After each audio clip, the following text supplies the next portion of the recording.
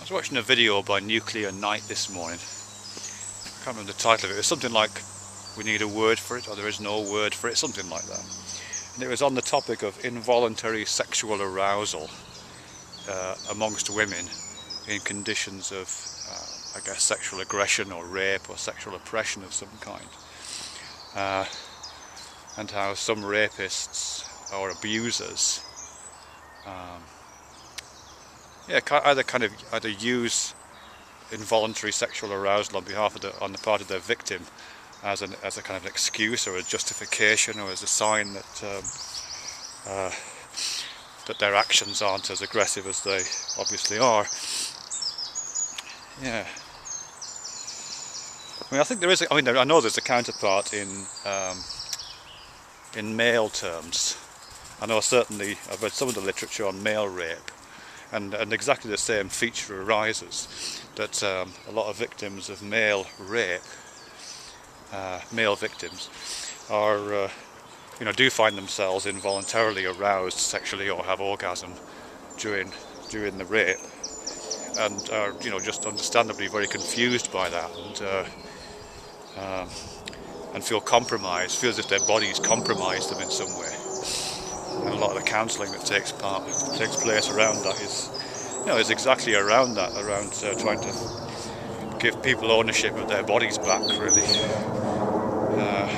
and trying to relieve that sense of being betrayed by their own arousal patterns.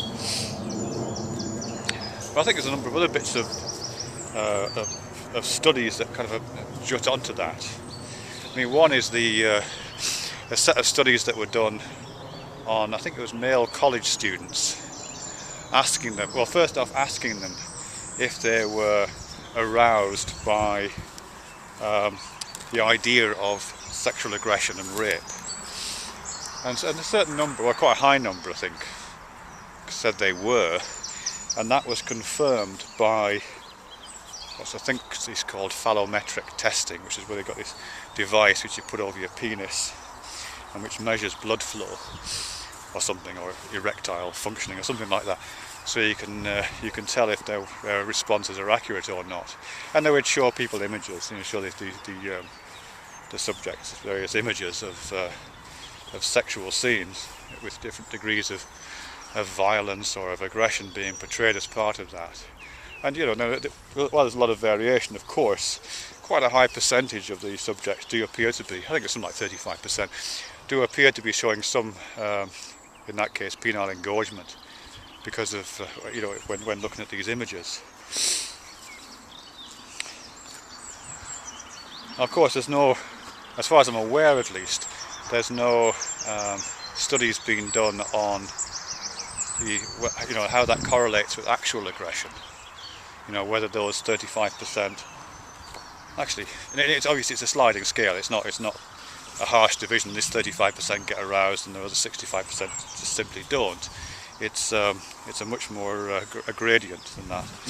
But there's, as far as I know, there's no correlatory studies being done to see whether the people who are at the higher end of that scale are actually more likely to carry out those acts.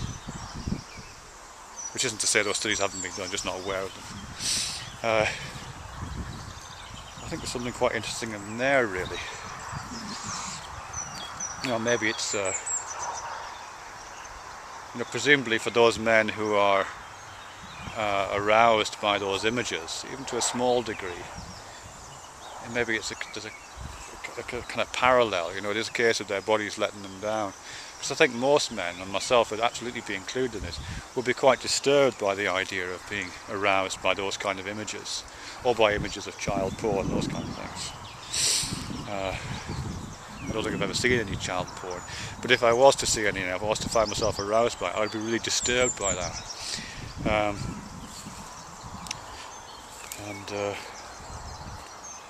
Yeah. I know it's not the same thing as the female thing that Nuclear Night is talking about. Yeah, I don't know, I'm going with that really. I'll have to think about it and do some more work.